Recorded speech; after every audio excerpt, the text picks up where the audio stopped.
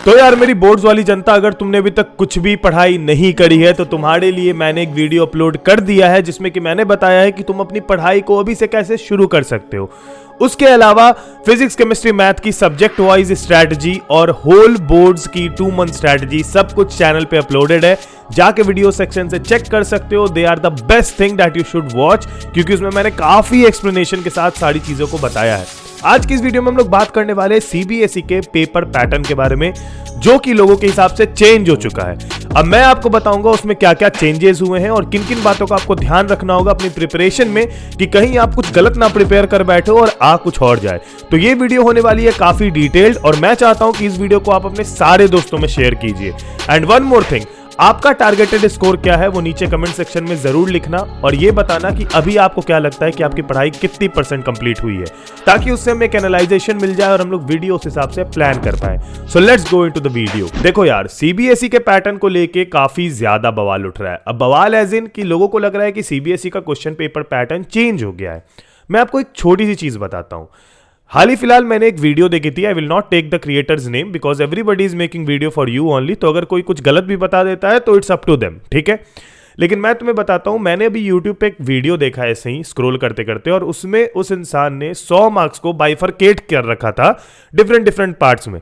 मतलब उसने बता रखा था कि 100 में से 30 जो है वो तुम्हारे प्रैक्टिकल के मार्क्स है, 70 थ्योरी के मार्क्स है, और उस 70 में उसने बता रखा था कि 10 का केस थ्योरी है मान लो, फिर 10 के कुछ ऐसे एजर्सन रीजन वाले क्वेश्चन है, 20 कंपिटेंसी बेस्ड है, 30 एमसीक्यूज है। तो ऐसे नहीं बटा है आपका पेपर। अगर आपको लगता है कि आपका पेपर बिल्कुल ऐसे बटा है ताकि आप केस बेस्ड के लिए 10 मार्क्स की पढ़ाई करो और सब में उतना ज्यादा फोकस मत करो, तो ये गलती से भी मत करना। ये मेरी एक वार्निंग है तुम सभी को कि अगर तुम लोग इन सब चीजों के साथ जाओगे तो तुम्हारे लिए काफी ज्यादा प्रॉब्लम क्रिएट होगा। चलो तुम्हारे लिए इस चीज को थोड़ी सिंप्लीफाई कर देते हैं, ठीक है।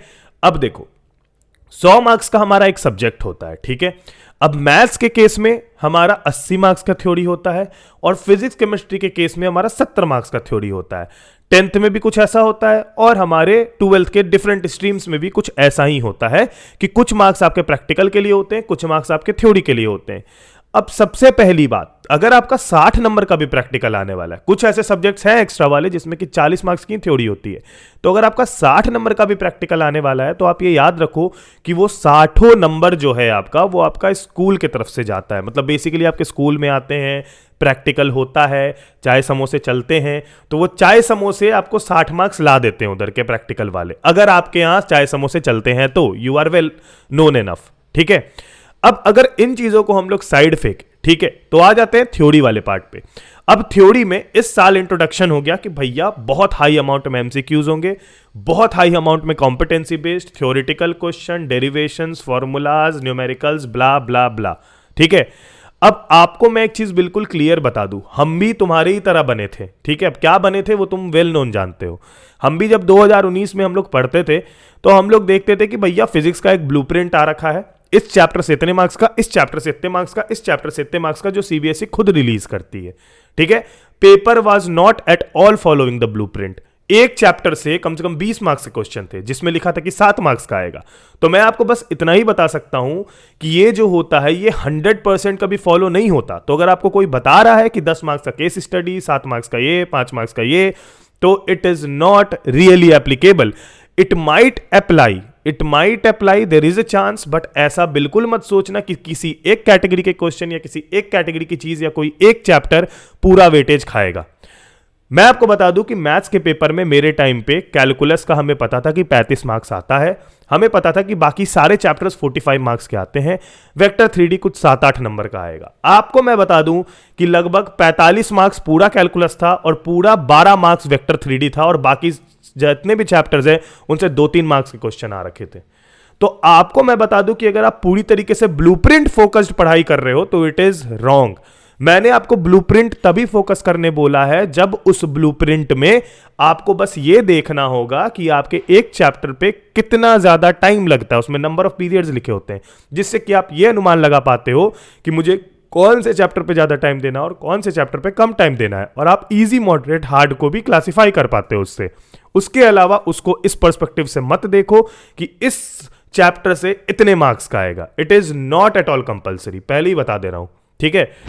तो ये भ्रमण से तुमको निकाल दिया मैंने। और तुम्हें मैं ये बता दूं कि जो पैटर्न चेंज की बात हो रही है, काफी लोग कर रहे हैं कि पैटर्न चेंज हो गया है, क्वेश्चन पेपर पैटर्न चेंज हो गया। नहीं, सीबीएसई ने जो अपना सैंपल पेपर बनाया था, आपको बिल्कुल उसी तरीके का पेपर देखने को मिलेगा। अब आप उसमें देख लो कि उसमें अगर 30 एमसीक्यूज दे रखे हैं तो आएंगे, अगर उसमें 2 लॉन्ग क्वेश्चन दे रखे हैं तो वही आएंगे, मतलब वो पैटर्न सेम रहेगा। लेकिन ये जो चैप्टर वाली बात है कि चैप्टर वाइज वेटेज, ये आपके डिफर कर सकते हैं। हो सकता है कि 30 एमसीक्यूज में 20 एमसीक्यू किसी एक चैप्टर से आ जाए, there might be a chance, कोई नहीं जानता। लेकिन मैं आपको बता दूं कि आप ब्लूप्रिंट के हिसाब से बिल्कुल मत पढ़ो, लेकिन अपने आप को रेडी रखो कि अगर आपके सैंपल पेपर में 30 एमसीक्यूज है तो वो 30 एमसीक्यूज उस सब्जेक्ट में आपको देखने को मिलेंगे। यानी कि जो प्रॉपर ढांचा है, जिसको कहते हैं स्ट्रक्चर चेंज नहीं होगा, वेटेजेस चेंज हो सकते हैं। तो अपनी पढ़ाई करने समय इस बात का ध्यान जरूर रखना। और ये इंफॉर्मेशन पसंद आई हो तो वीडियो को लाइक करके, सब्सक्राइब का बटन दबा के बेल आइकन दबा देना। और मेरी सारी वीडियोस चेकआउट करो जाके, जो मैंने स्ट्रैटेजी वाली बनाई है, तुम्हारे हेल्प के लिए बनाई है भाई। थोड़ा फैलाओ उसको, है ना, थोड़ा बाउंस बैक करो भैया के भी करियर का। एनीवेज, जो भी हो गई, जोक्स असाइड, मैं आपको बता देता हूं कि इन बातों का ध्यान रखना। एंड मेक श्योर कि आप चैनल को सब्सक्राइब करके बेल आइकन दबा रहे हो सारी अपडेट लेने के लिए। तब तक के लिए अपना ख्याल रखना। Bye bye, take care and peace. जय हिंद, वंदे मातरम।